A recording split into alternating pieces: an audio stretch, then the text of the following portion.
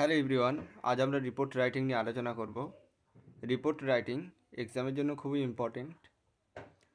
Report writing যতটাই এক্সামের জন্য ইম্পর্টেন্ট, ছাত্ররা ঠিক ততটাই এটাকে দেখে ভয় পায়। আজকের ভিডিও সেই ভয়কে দূর করানোর জন্য কেমনভাবে সহজে রিপোর্ট রাইটিং লেখা যেতে পারে তাই নিয়ে আলোচনা করব এই ভিডিওতে। ভিডিওটি শেষ পর্যন্ত দেখো। আমি এটা মেনে নেব যে ছাত্রছাত্রীরা রাইটিংয়ে খুব স্ট্রং নয়, তা সত্ত্বেও কেমনভাবে রিপোর্ট রাইটিং লিখতে পারবে, এবং আমি অনেক মডিফাই করে অনেক সহজে এই রাইটিংটাকে তোমাদের সামনে উপস্থাপন করেছি। যদি তোমরা এটাকে একবার ভালো করে রপ্ত করে নিতে পারো, তাহলে আর কখনো রিপোর্ট রাইটিং, বিশেষ করে অ্যাক্সিডেন্টাল রিপোর্ট রাইটিং লিখতে তোমাদের কোনো সমস্যা হবে না। দেরি না করে শুরু করা যাক।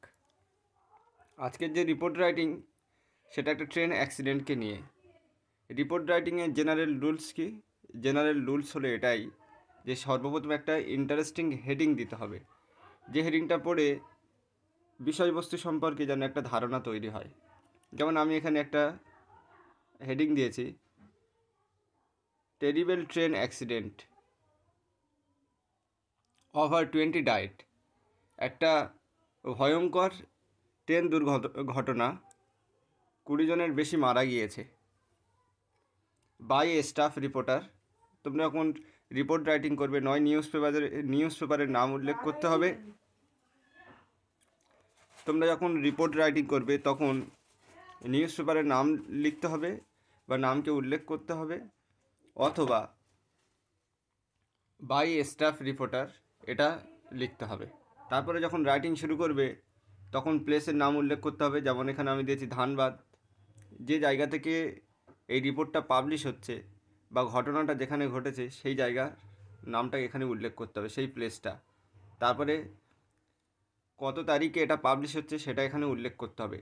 এখানে কিন্তু অ্যাক্সিডেন্টের ডেটটা দিলে হবে না। যেমন এখানে জানুয়ারি 14, 2024 দিয়েছি, মানে রিপোর্টটা আজ পাবলিশ হচ্ছে, আজকের ডেট থাকবে, আগের দিনের ডেট থাকবে না, যেদিন ঘটনাটা ঘটেছে। দেখো আমি কেমনভাবে একটা সহজে রাইটিং লিখেছি। A terrible train accident took place on 13 January at about 5 AM near Dhanbad. আর প্রথম লাইনেই, রিপোর্ট রাইটিংয়ের প্রথম লাইনেই তোমরা কোন প্লেসে এবং কখন এবং কোথায় ঘটনাটা ঘটেছে সেটা উল্লেখ করে দেবে। এ টেরিবল ট্রেন অ্যাক্সিডেন্ট, একটা ভয়ঙ্কর ট্রেন দুর্ঘটনা, টুক প্লেস অন 13 জানুয়ারি, 13ই জানুয়ারি ঘটেছে, অ্যাট অ্যাবাউট 5 AM, ভোর 5টায়। তাহলে 13ই জানুয়ারি ঘটনাটা ঘটেছে, যার কারণে 14ই জানুয়ারি পাবলিশ হচ্ছে, যেটা আর কি আমি শুরুতেই 14ই জানুয়ারি দিয়েছি। কোথায় ঘটেছে? নিয়ার ধানবাদ, ধানবাদের কাছে। The train accident occurred between a passenger train and a goods train. আর এই ট্রেন দুর্ঘটনাটা ঘটেছে কার মধ্যে? একটা প্যাসেঞ্জার ট্রেনের মধ্যে এবং একটা মাল ট্রেনের মধ্যে। Local people রাশড to the place to help rescue operation. এবার অ্যাক্সিডেন্টটা যখন ঘটে গেল, এলাকার মানুষ তো সেখানে নিশ্চয়ই ছুটে যাবে। লোকাল পিপল রাশ টু, লোকেরা দৌড়ে গেল, টু দ্য প্লেস, ওই স্থানে, টু হেল্প রেস্কিউ অপারেশন, উদ্ধার কার্যে সাহায্য করার জন্য।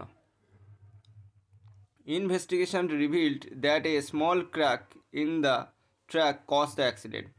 এবং তদন্তের ফলে জানা গিয়েছে যে স্মল ক্র্যাক, একটা ছোট্ট ফাটল, ইন দ্য ট্র্যাক, রেল লাইনে, কজ দ্য অ্যাক্সিডেন্ট, যেটাই হলো এই অ্যাক্সিডেন্টের মূল কারণ। তাহলে সর্বপ্রথম ট্রেন দুর্ঘটনাটা কখন কোথায় ঘটেছে সেটা দিলাম, তারপরে কার মধ্যে অ্যাক্সিডেন্টটা ঘটেছে সেটা দিলাম, তারপরে অ্যাক্সিডেন্টটা ঘটার পরে লোকেদের রিয়াকশান কী সেটা দিলাম, তারপরে কি অ্যাক্সিডেন্টের কারণ উল্লেখ করলাম। এবার অ্যাক্সিডেন্টের ফলে কী হলো? অলমোস্ট 100 পিপল ওয়ার ইনজিয়ার্ড, প্রায় 100 মানুষ আহত হয়েছে, and 20 people had died on the spot, এবং 20 জন লোক ওই স্থানে মারা গিয়েছে। এবার আহত হয়েছে, মারা গিয়েছে, এবার নিশ্চয়ই আহতদেরকে নিয়ে হসপিটালে যাওয়া হবে, সেটাই লেখা হয়েছে। The injured people were taken, আহত লোকেদেরকে নিয়ে যাওয়া হয়েছে, to the nearest government hospital, নিকটবর্তী যে সরকারি হসপিটাল ছিল সেখানে নিয়ে যাওয়া হয়েছে। Both trains were damage badly, এই দুটো ট্রেনই ভীষণভাবে ক্ষতিগ্রস্ত হয়েছে। CM visited the place and announce compensation, মুখ্যমন্ত্রী ওই জায়গায় গিয়েছে এবং কম্পেনসেশন ঘোষণা করেছে, ক্ষতিপূরণ, যে এই অ্যাক্সিডেন্টের ফলে যাদের ক্ষতি হচ্ছে তাদের এই দেওয়া হবে, এই দেওয়া হবে। এই লাইন থেকে তুমি বাড়াতে পারো এটা, আবার তুমি নাও বাড়াতে পারো। ওটা তোমার ডিপেন্ড করবে যে তুমি কোন এক্সামের কোন লেভেলের এক্সাম দিচ্ছ। যদি তুমি এইচএস লেভেলে এক্সাম দাও তাহলে এখান থেকে আরও 2 লাইন বাড়াতে হবে, যে সিএম কত টাকা কম্পেনসেশন ঘোষণা করেছে সেটা উল্লেখ করতে হবে। না তো মাধ্যমিক বা তার নিচের ক্লাসের জন্য অত উল্লেখ করার দরকার নেই। Official said that a high level body would be set up to look into the matter. যারা ওই ডিপার্টমেন্টের যারা অফিসার তারা কি ঘোষণা করেছে, যে একটা উচ্চ লেভেলের বডি গঠন করা হবে এই ব্যাপারটাকে নিয়ে তদন্ত করার জন্য, যে অ্যাক্সিডেন্টটার কারণ কি, কী কারণে অ্যাক্সিডেন্টটা হলো।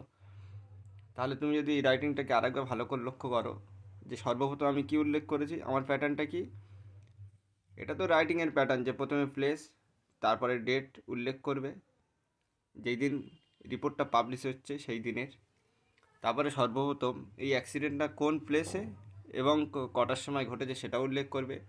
দ্বিতীয় লাইনে অ্যাক্সিডেন্টটা কোন দুটো গাড়ির মধ্যে ঘটেছে সেটা উল্লেখ করবে। তারপর অ্যাক্সিডেন্টটা পরপর একটা আছে, পরপর সিকোয়েন্স অনুযায়ী। তারপরে অ্যাক্সিডেন্টটা ঘটার পরে লোকাল পিপল সেখানে দৌড়ে গিয়েছে সেটা উল্লেখ করবে। তারপরে সঙ্গে সঙ্গে তো আমরা কারণ সঙ্গে সঙ্গে বলা যায় না যে কী কারণে অ্যাক্সিডেন্টটা ঘটেছে। তারপরে মানুষের জিজ্ঞাসা করা হবে আশেপাশের লোকেদেরকে, যেমন ইনভেস্টিগেশনের পরেই জানা যাবে that a small crack in the track cause accident, যে ছোট্ট ফাটল ছিল তার কারণেই অ্যাক্সিডেন্টটা ঘটেছে। ব্যাস, অ্যাক্সিডেন্ট ঘটে গেল। তারপরে কি, অ্যাক্সিডেন্ট যখন ঘটলো কত মানুষ আহত হয়েছে, কত মানুষ মারা গিয়েছে, এই লাইন থেকে তুমি একটু বাড়াতে পারো আরও, যে ড্রাইভার মারা গিয়েছে কিনা সেটাও উল্লেখ করতে পারো, কটা বগি ট্র্যাক থেকে ছিটকে গিয়েছে সেটাও উল্লেখ করতে পারো। The injured people were taken to the nearest government hospital, যারা আহত হয়েছে তাদেরকে নিয়ে হসপিটালে যাওয়া হয়েছে, আহতদের পরিবারকে ইনফর্ম করা হয়েছে। এখানে তোমরা বাড়াতে পারো এটাকে। তারপরে অবশেষে যারা আর কি কর্মকর্তা ছিল তারা তো ওই স্থানে আসবেই, সেটা যেমন আমি এখানে দুটো লাইন দিয়েছি, যে সিএম ওই জায়গাটাতে ভিজিট করেছে এবং যারা ওই ডিপার্টমেন্টাল অফিসার যারা রয়েছে তারা কি বলেছে, যে ম্যাটারটাকে নিয়ে তদন্ত করব। এই একটা রিপোর্ট রাইটিং। এই প্যাটার্নটাকে যদি তোমরা সাজিয়ে নিতে পারো, সেম প্যাটার্ন তোমরা বাস অ্যাক্সিডেন্ট বা যে কোনো অ্যাক্সিডেন্টের ক্ষেত্রে তোমরা এই রাইটিংটাকে প্রয়োগ করতে পারবে, শুধু বেশ কিছু জায়গায় একটু পরিবর্তন করে। রাইটিংটাকে 2-3 বার তোমরা ভালো করে পড়ে নিয়ে তোমরা নিজেরা লেখার চেষ্টা করবে।